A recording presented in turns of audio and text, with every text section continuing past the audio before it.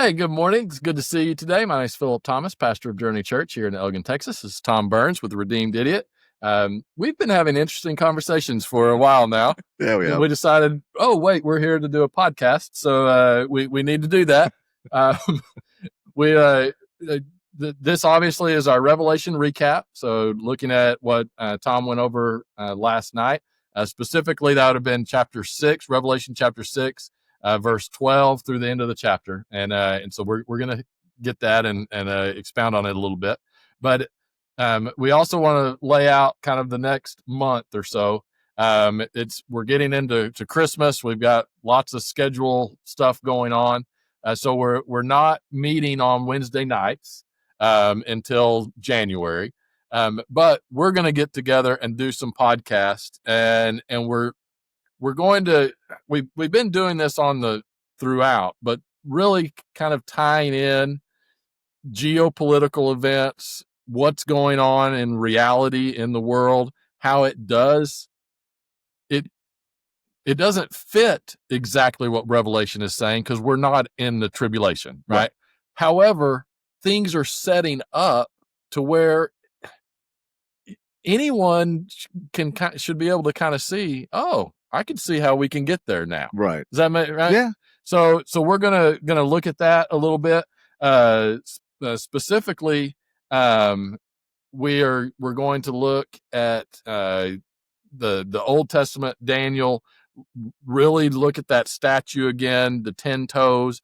We went through that last week, and then I was gone, so we didn't do a Revelation recap on that.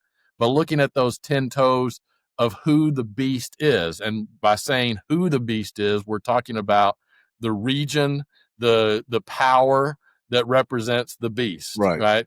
And that those 10 toes are actually, right now, there are 10 nations that fit that description, right? The 10 horns. And the 10 horns, and that are coastland, right? We talked about that. So we will get into that on a different podcast, but kind of delve deeper into that.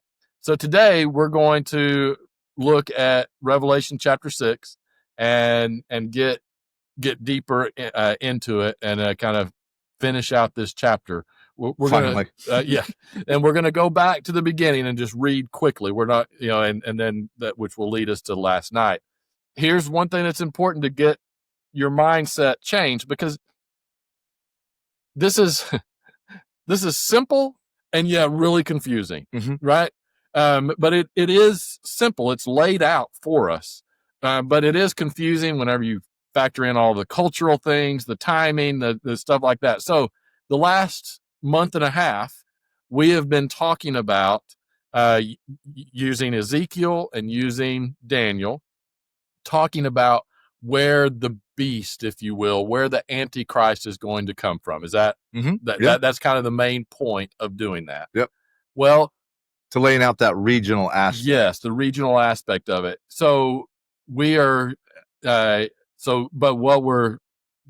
time frame in Revelation is actually going to doesn't come into play until kind of the tribulation, as the tribulation gets started, but you don't even see the Antichrist come on the scene until kind of midway point of the tribulation fully. When he and that beast become a thing. Yes. Because the Antichrist does come on the scene early on. But he hadn't taken power. No, he's actually a good guy. Yeah. You can see him as a good guy. He's doing the right things. He's making peace, and you're not going to see him as like this evil thing like the movies kind of portray and shooting people in the head. No, he's actually going to be a good dude coming on scene. People are probably going to edify him and then, and actually really respect this guy. Yeah. So when we're talking about Revelation chapter 6, we're in a time frame that is before that. Right. Okay. So this is the lead up to it, but the tribulation has begun. Revelation chapter 6, that's the beginning of the tribulation. But it's not the place that we all kind of think where, the stars are raining down and the lava is shooting from the ground and just chaos everywhere. Right. Right. That one. So you kind of look at it in the perspective of, and even in biblical context, you have the tribulation, the first part of it, and then there's the great tribulation, which is the second half. So you have two different parts of the tribulation. So I just clarify in your mind time frame. We've been talking about the setup of where the beast and the Antichrist is going to come from. They are part of the tribulation, but we don't know. We're not going to really. People aren't going to recognize them as the beast and the Antichrist until you're transitioning into the Great Tribulation. Right. But we want to understand the full context so that when the tribulation starts, we can start seeing the signs, right? Which is why we need to set up the whole geopolitical aspect of this. Right. If I didn't want to, or if I wanted to keep how we were going through Revelation in its chronological order of events, the other way it could have been done, just so people can, because we talk about Ezekiel and we're talking about Daniel, then the way I could have done it to keep it just in where we are, chapter 6, moving along and not seeing the whole landscape of the region, we could have just done, like, say, Ezekiel 36, 37, 38, and not included 39. That's the second half of the tribulation. And it would have been all aspect to understanding this piece. Yeah. And then we really wouldn't have done much within Daniel itself, other than maybe Daniel 2, just seeing these different, different empires, beasts that are going to be coming up out of it. But since we combined chapter 39 Ezekiel and all of Daniel, it brought the fullness out of both the tribulation and the Great Tribulation. Where I could have saved Ezekiel 39 until after we get to the beast point and go, oh, look, there it is. Yeah. But I want everybody to see the region so they can kind of focus and know where things are happening. They're scriptural. Yes. Yeah. It was the whole reason behind it. Definitely. So now that brings us to Revelation chapter 6, the beginning of the tribulation. So now we have all this context, of how things are kind of playing out. And so now let's look at the tribulation. And by the way, please show us in Revelation where you've seen a rapture before chapter 6. We can't find it. We'd love to hear from you. Actually, sure, we'd love to hear from you. But so the tribulation, what I'm saying is we will be around for the first part of the tribulation. However, it's really going to be things that we've seen before. It's just there's going to be a few differences. Right? So let's quickly go through 6. Now I watched when the Lamb opened one of the 7 seals. Right. So we've talked about the scroll that has the seals. That it's the scroll is the title deed to earth. Right. And so Christ is at the point, I'm taking it back. Yep. I'm opening this deed, and Satan kicking out the squatter. The squatter's rights are no more. Right. So I love that. I heard one of the 4 living creatures say, "Come." And I looked, and behold, a white horse. Its rider had a bow, crown was given, and he came out conquering and to conquer. All right. So just real quick, the white horse, that's someone that is bringing some peace, right? That's what the white represents, is the peace. Okay. So we are going to see conquered. We're going to see peace in that area. Right. Okay. So anything else you want to expand on I mean, we could go a lot of expansion, but I will say it specifically what it is. And this goes back into understanding Daniel and Thessalonians and other things, and even the colors. But this peace that's going to be made, there's actually going to be a contract, a peace deal made between the person we call the Antichrist. And this is why he's like the nice guy at the beginning. Yeah. Between Palestine and Israel, where there's a massive conflict today. And that's all scriptural, but that's where the peace is. So he's conquering the wars and the crap that's going on over there. Like, hey, let's make peace and stop this. Yeah. This doesn't mean that he conquers Israel. No. It doesn't mean that Israel conquers Palestine. No. It just means that a peace treaty, peace agreement, a time of peace is found. Yep. But then, so all of this is chronological, and it's just kind of building on itself. You don't look at this in sections that there's going to be a specific time of the first seal, and then all of that's going to be done, and now we're going to be at the second seal. Right. And no, they actually bleed into each other, right? But then the second seal, I heard this say, "Come." Out came another horse, bright red. Its rider was permitted to take peace from the earth. So you've had this peace. Well, now you're starting to see that unravel, right? so that people should slay one another, and he was given a great sword.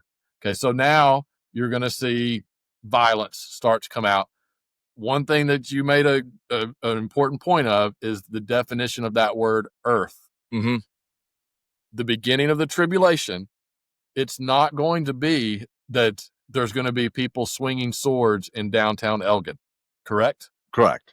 It's mainly going to be in this region of the beast, which is laid out in the Old Testament, right? That's what we're getting at here. Yep, because earth had two different connotations or meanings behind it within the Greek. So one, if it's reading in context to God's overall plan of salvation, if you will, that could be taken to a global context. And there are aspects of that comes in, like there's going to be a point when he's going to return to the whole earth. Yes. In terms of here, the context is in a regional aspect, and it talks about a region. So this is focused and concentrating to a region, not the entire earth. Yes. So something happens over there, like a peace deal, and there's going to be some that are not going to be too happy with it, and it's going to cause a conflict and a war, like it always does. I was fixing to say, so some people will say, oh my gosh, that's happening right now. Maybe, but this exact situation has actually happened numerous times, since 1947, right? Which 1940, it is 47, right? When the nation of Israel, 48 is when they actually became illegal, was when the state of Israel actually became recognized. Right. We've had this type of scenario happening a lot. Yeah. Peace deals that hold for a little bit, then there's squabbles and back and forth. So obviously none of those were this time. No. But that's what's interesting about this, is that when the tribulation starts, it's actually going to feel kind of like what we felt before. Right. Yeah. But there will be differences. Yeah. The peace deal will be the key element in the aspects that go into a peace deal. We won't get into that right now, but that will be the difference between other peace deals or accords or friendships before. This one will be different. It will be different. Yeah. But many people will just dismiss it. Of course. Right. And we're not fearful of it, but Jesus did say to recognize the signs of the times. Well, we want to be able to recognize the signs of the times, which means that right now we recognize the tribulation has not started, even though just this past week, there was the framework of a peace deal that has been agreed to by Israel, by Palestine, that is negotiated by President Trump, and that even the UN is recognizing. But that does not fit all of the things that the tribulation would be starting with. Right. And that's where, just so you guys understand, we'll be honest about this. We're not going to just all of a sudden go, right. Someone said peace. Yeah. No, it started. No. There are specific things in prophecy and scripture that let us know exactly what must happen. Yes. And if you go back to 47, 48, since you did mention it, one thing that how all those periods of time and these so-called peace deals and stuff, because like they made a peace deal with Egypt after the 6 Day War, and they gave the land back, whatever, 10, 15 years later, and made peace. And they still have peace today. But we weren't in a period of what they call what the Bible is saying, an apostasy. Yeah. Or an apostate. Yeah. So we weren't in that. That wasn't one of the. We weren't in that. What is what like season? That season that we could recognize it, because we were still a growing church. We weren't in an apostate. We were world. Probably entering it, but yes, it's different now. Yeah, it's definitely different now. So that's one of the big aspects that have to happen. This is the ideologies, this is religion, everything where we have actually, as a globe, worldwide, essentially, have pushed away, and especially in this region, have pushed away from Christ being who Christ is and denying him. That's where an apostate is, or an apostasy is. Yeah. And with this Antichrist thing, he's a lawless one. He is an apostate. The lawless one is against the things of Christ. Yes. Yeah. So that's where this comes from. Where now we are in that season where this can happen, because we have become an apostate world. Yes. So in this time, something's got to take place in a peace deal. Yeah. When, we don't know, but we're not going to just go, oh, Trump's in office and they're talking peace, that must be the time right now. No, there hasn't been a peace agreement written down, and all the things have not actually been in this peace deal that let us know, this is the one. Let's see what happens next. Yeah.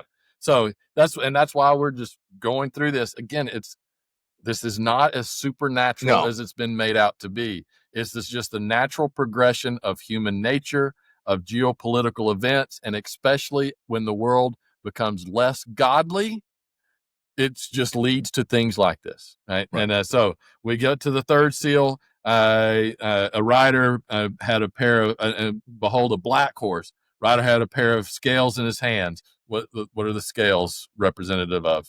Well, the scales represent of a weight, yes, both ways, but then also the other part was a single scale. Yes. Like what you used to call like something you stand on and weigh yourself. But yes. And then it says, and I heard what seemed to be a voice in the midst saying, a quart of wheat for a denarius, 3 quarts of barley for a denarius. Do not harm the oil and wine. Real quickly, the oil and wine is basically representative of the Jews. Oil and wine is Jews and Gentiles, but both of which are followers and believers and profess the name of Jesus Christ. Yes, yeah. So, and then so you have the black horse that's coming out, and you're starting to see inflation. Why? Because the red horse came out. So again, just think of this not supernaturally. Just think of what happens when conflict starts arising. You have shortages of stuff. The prices of things go up. The scales, the way things weight and measured, and the cost start going up. So you're starting to see all of this worldwide to a degree, but mainly just like today, we see effects of what happened over in, this since October 7th, right? But not directly, right? But we do see the effects. Well, you're going to start seeing those effects, correct? Yeah, you're going to see them, and just in the construct of war, if war is picking up and we send more troops, and obviously the U.S. is going to be involved because it has something to do with Israel, and conflict picks up and wars pick up. We send more troops, more fuel, more gas.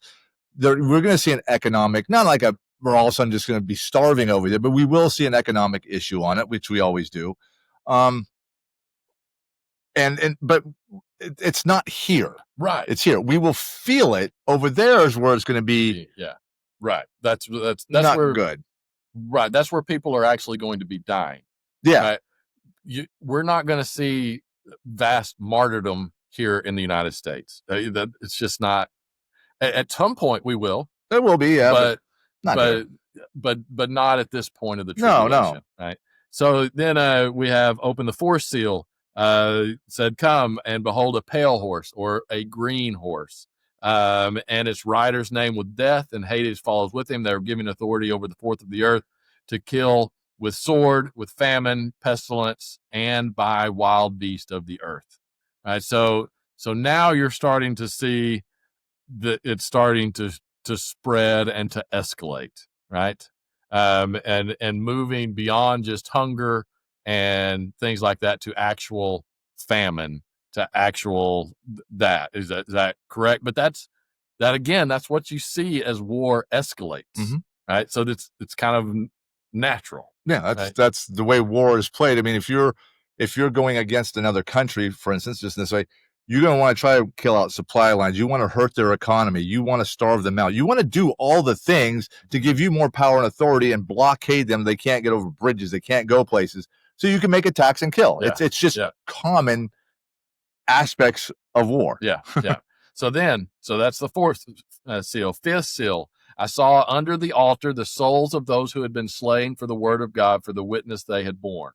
So there are going to be, especially over in the hot spot, that area, there's going to be people that are losing their life, and specifically for what they believe, and who they believe in. Right. So so they cried out with a loud voice, O sovereign Lord, holy and true, how long before you will judge and avenge our blood on those who dwell on the earth? Right. So they're saying, hey, when are you going to hold these people to account? Yep. Right. And says, then they were each given a white robe, and they were told to rest a little longer. Right. So it's going to, I'm not saying no, but I am saying wait. Yeah. Right? To rest until the number of their fellow servants and their brothers should be complete, who were to be killed as they themselves had been killed. So this is just talking about the martyrs that are going to be happening then. Is that right? Yep. Okay. So but again, that happens in war, and specifically this type of war. This is not like right now over in Nigeria, you have Christians who are being martyred, and they end up being in heaven. We're not talking about them, right? We're talking about those who are martyred during this period of tribulation, right? But the actual truth of that should be comfort to even those Christians in Nigeria today. Right. Even though they're not in the tribulation, they're experiencing true martyrdom. Yeah. And God has a special place in his heart for martyrs. Right. Given the white robe and right. You know what I'm saying? Yeah. There is comfort that is, even though we're not in the tribulation, there are those who are going through tribulation. Yeah, exactly. And these can be words of encouragement. Yeah. And where this is a little bit different in terms of what we've seen in war going on, this is telling us there's actually going to be a specific targeting to certain individuals, not just a country, not just because you're Jew, because not all Jews are Christian. There's actually going to be a targeting that's happening to those who profess the name of Jesus Christ in this region, and they will be targeted more than just a country itself. It'd be like, take out these people, do that, and go get those guys over there. Yeah. Which isn't normally how, being over there been a lot of time. There hasn't been like this onslaught of targeting just going after Christians. One group, yeah. Does it happen? Sure, but this will be a targeting, a specific targeting of them. Yeah, that will be a little bit different than what we're used to really seeing. And if news were to report this, the media, the way they should report a stupid war, with honesty and integrity, that would be being reported like, holy cow, these guys are going all over the place and they start targeting just Christians. They're rounding them up and they're killing them. Yeah. They're slaying them. And actually, the word is slay. Slaughtering these people. And that's a difference in this one. That's a difference. And it talks about the wild beast. We talked about the wild beast. That's not actually talking about animals. That's talking about a human, barbaric, human way of attacking. Right. Then some people, if you haven't listened to this, go back and listen to the teaching on that. We break out the context and the definitions of what it is and what it means in context to here. Yeah. Yeah. So, and essentially terrorists. Yes. It's the extreme radical Islam. Exactly. That's what it is. Okay. Then verse 12, when he opened the sixth seal, I looked and behold, there was a great earthquake and the sun became black as sackcloth. The full moon became like blood and the stars of the sky fell to the earth as a fig tree sheds its winter fruit when shaken by the gale. So this clearly means that the whole earth is going to start shaking and the ground is going to be splitting because of earthquakes and the sun is literally going to disappear. It's not going to be there. So we're going to be in complete darkness. And then the only light will be the moon, but it is this blood red moon that is just as creepy as everything. And then on top of that, the stars from the sky, we're just going to see them coming down on us and just raining down on earth. That's obvious what it's saying. I should be laughing. I should let you keep going. You're being so facetious. It's cracking me up because people do think that, but they do, and we're not making fun. But I'm hoping you can see we've laid out just the natural progression of war and conquest and just turmoil. What it does, well, maybe, just maybe, that's what John is still describing and using this language. In a further escalation of war. It's just further escalation of war. Or do we believe there's been war? God's like, you know what? Here's some stars. I'm going to throw them at you. You know what? I'm going to block out the sun. I'm going to sprinkle a little blood on this over here. Yes. It doesn't make sense. No, and also, this is where it's important. Understanding all of this is chronological. So, in other words, we're just at the beginning of this. The earth is going to continue to exist for a while. If you had stars raining down on the earth, we would not exist anymore, right? Like if this was literal. Yeah. Right. So, and that's what we screw up so much on our view of Revelation. I believe Revelation is literal. It is telling about literal events. It uses symbolic language. And so many times we switch the things that should be symbolic, we think are literal, and the things that are literal, we think are symbolic, right? Right. For example, like 10 toes, we think that's maybe that's symbolic of something. No, maybe that's a literal 10 countries, right? And then here in this case, we see earthquake, a blacked out sun, and a red moon. Oh, those have to be literal. No, they don't. Maybe those are ways to explain war. I have not actually. I have experienced this. I was over in Sudan. Okay. And one night, we were in the top of southern Sudan. War was going on in southern Sudan, and there was one night that we heard something. And it wasn't near it was near enough where we could hear it, but you could feel a tremor in the ground. And then you could see way off in the distance something had exploded. And you know, if it was here in the United States, we'd think of a industrial accident, right? I have no doubt that it was some sort of bomb that went off, right? And the ground shook a little bit, and there was a glow that was kind of a reddish glow. And I'm saying that's my one experience, and I barely even woke up. So I'm not overblowing this. You have actually experienced conflict. Is it fair to say you could explain conflict if you were trying to explain conflict today with language that you had back in the year 90 AD, right? If you were trying to explain what it felt like to be in conflict, could you say things like, holy crap, the ground was shaking like an earthquake. The dust just completely blocked out the sun. The glow of all of the mortars and missiles and things like that just gave a eerie red glow to the world around us because you're seeing it through all the dirt that's stirred up, right? And then seeing the missile barrages, they look like shooting stars raining down on the earth. Would that be a fair way to explain it? Yeah. So maybe that's what's going on here. Yeah, maybe. Right. I mean, it's just an escalation of war. It's just escalation of war. Yeah. Right. It's getting worse.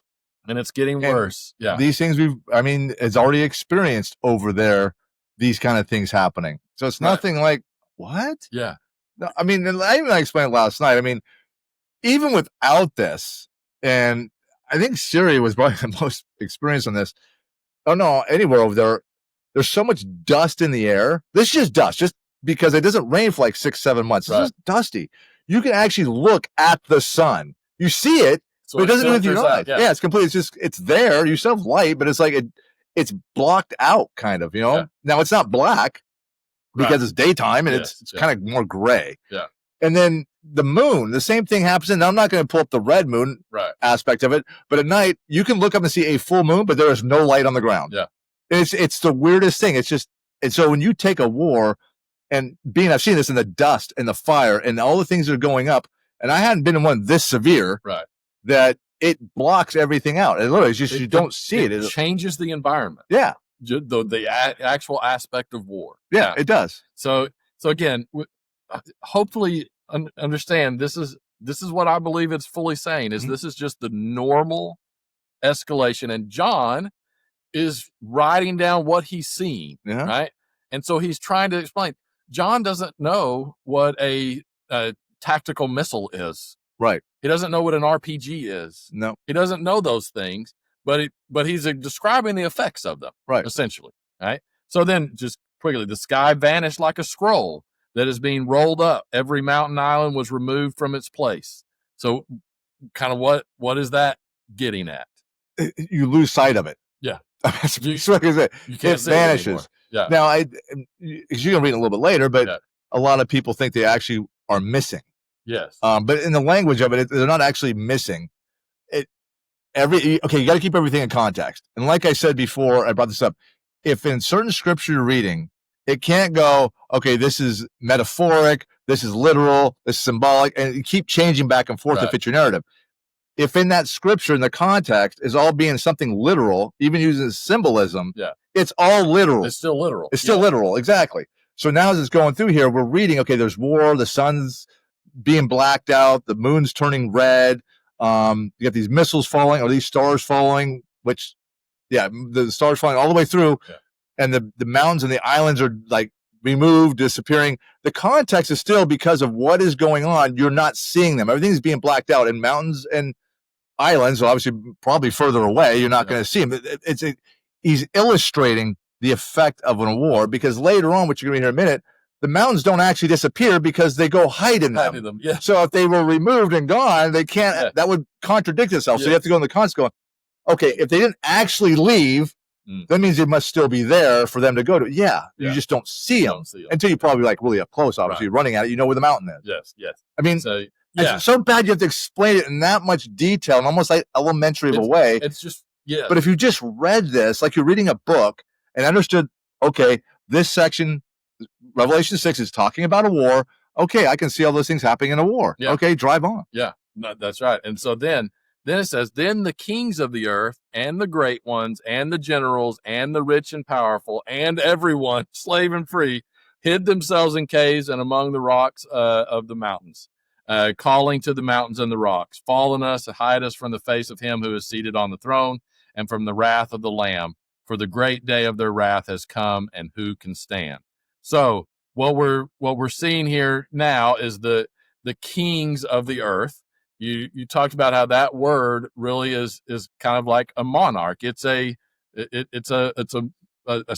talking about a system of government, right? That is ruled by a king, a monarch. A true one, really, because the word is basilion, or basilius, which means king, literal king, and then that translates down to a monarch. Yes. And all of those countries that we've been talking about in Daniel, the 10 toes, all of that, what is their systems of government? They have almost all predominantly are monarchs. Yes. Or king. Even if they have aspects of voting, it's not what we consider, right?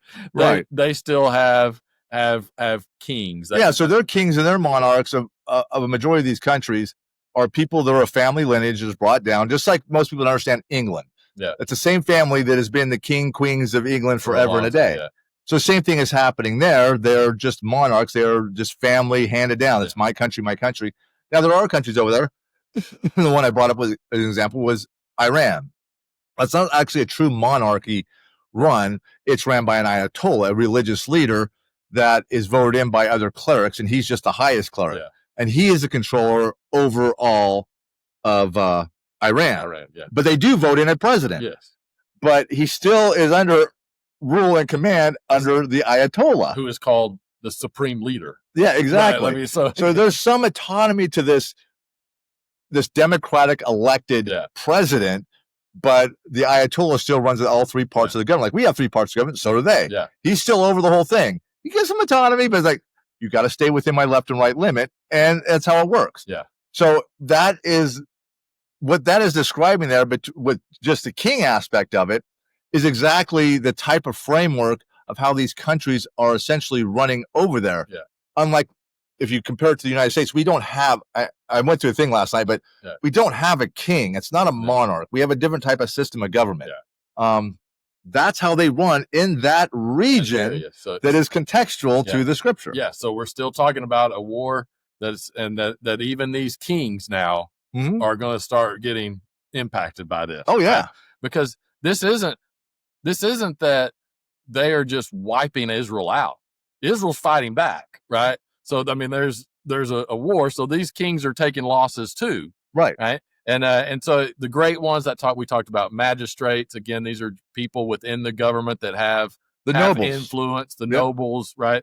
The generals, again, that there are, you talked about colonels, but really it's they have armies. They're leaders of. We broke that word down, and it does mean by a leader of 1,000 men. It meant colonel back in that day, or we define in our language the colonel. But also under the definition is anybody within that power and authority. I mean, you are leading an army, hence a general. Yes. So you've got them. Basically, this is just explaining that everyone's going to be impacted by this, right? So rich and powerful, pretty simple, rich and powerful, of which we still haven't entered into this. So the rich is the wealthy. Yes. The powerful, we broke that down, as actually the military peoples, people that are fighting. When you go in definition, so it breaks down, as you said, it just keeps breaking down from one level to the next to what you're about ready to read next. And everyone. So now everyone, slave and free, right, hid themselves in caves and among the rocks of the mountains. Calling to the mountains and the rocks, fall on us, hide us for the face of who is seated on the throne, from the wrath of the Lamb, for the great day of their wrath has come, and who can stand? Okay, so basically this war is just escalating to the point that everyone wants it to end, and they're hiding. Is that kind of what we're getting at here? What are we getting at with it? Because this is saying that the kings, even they are saying, we want the rocks to fall on us and hide us from the face of the Lamb. So are they recognizing that Christ is coming back at this time? What's going on with that's wait, stuttered there. Mel, tell us. That's actually a really good point. So, because you got the kings and the peoples. So, and like you mentioned before, the war that's going to be going on, it's not, you got Israel. It's individually not fighting every one of the nations over there. It is going to have those, because of the deal that's made with Palestine. There are going to be other countries that are going to be fighting alongside countries that are trying to take out Israel for making a peace deal. So it's going to be a back and forth thing. Yeah. But it's going to escalate to a point that essentially is like, they're scared. It's like, this is getting out of control. Everyone basically is. They're like, dude, this is getting bad. Right. But now the question is, do they all want it to end? That's a really good question. I don't know if they really want it to end, because when you get the escalation of war, you're just going to want to fight back, fire back. And if you go back to, October of 2023, October 7th, that started small, and it escalated and it escalated and escalated to the point where Iran is lobbing all the way across Iraq into Israel and back and forth, and the U.S. is getting involved. So the U.S. wants it to end. Israel wants it to end.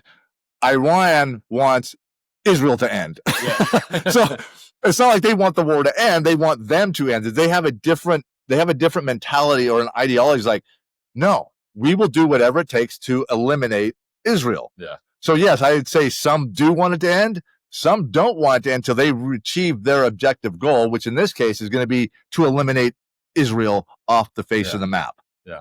So that's the best way I can explain that. So everyone is getting to the point, though, dude, this is getting bad. Yep. Right. And then for those who are faithful, we recognize the one who is seated on the throne. And so this starts to become a point where, if you're paying attention to the signs of the times, you're like, okay, maybe the great day of wrath is coming, right? And who can stand against that? And and that you're like, okay, we want this to happen, right? Right. So that brings us to the end of chapter 6. Except for one point, is the last part, and it says their wrath. Yes, for the great day of their wrath. It's plural. So this goes back to when you were talking about the oil and the wine, and then those that are believers, they come up against, we're talking about the beast, and they're targeting those that are the professors of Jesus Christ, and they're sitting underneath the altar. Of course, that's, actually sitting underneath a wood thing, archaea wood thing in the middle of a field someplace. That, when are you going to vindicate for us? And he said, wait a little longer until the numbers increase. So here is their wrath. The wrath is coming because they are getting the vindication that they are going to get that Christ promised. Don't worry, I'm going to come up against them. And now that's why it rolls right into this. He's now coming against them in the war that's happening, and he's killing a lot of people are dying, obviously. Yes. So it's their wrath. These kings and they are starting to receive the wrath of God. Oh yeah. And then it's going to escalate even from there. But those who are faithful, they are going to be vindicated, and and we'll see in that wrath. Yeah, and it'll keep growing. And so when you go back, I mean, it's sometimes hard to wrap your mind around, like, so Christ is holding back, Christ is making it happen. But if you go back to Ezekiel, and we were starting to dive into this, and these countries, we put the map up there, and even when you were reading the first part of this, and these horses coming out, he's allowing it. Mm-hmm. So back in Ezekiel talks about I can't remember the exact words, but it's like, prepare yourself, because I'm going to release you to go do this. So there is this sovereignty to God that is like, okay, I'm going to allow you right now to go against my people that are still faithless to me, and you are going to start smiting them down. So yes, there is a sovereignty to Christ, and there is that spiritual battle that, okay, Satan, you're going to play this game. I'm going to allow this to happen. So his wrath, okay, you guys have played this game. You guys are a failed people. You have not followed me. I'm going to allow these things to happen. Yeah. You're going to kill yourselves. Yeah. But I'm still going to come back. Yeah. Yeah. Does that make sense? It does. So just as we wrap up at this point, and then we'll start back with chapter 7 in January. Yep. Right. But at this point, time frame wise, so everybody kind of, whenever they hear the word tribulation, they think of a 7-year period, which is accurate. Right. First half is tribulation. Second half is great tribulation. This is talking about the first half. Is this bringing us all the way up to basically year 3, getting 3.5 years to the 3.5 years?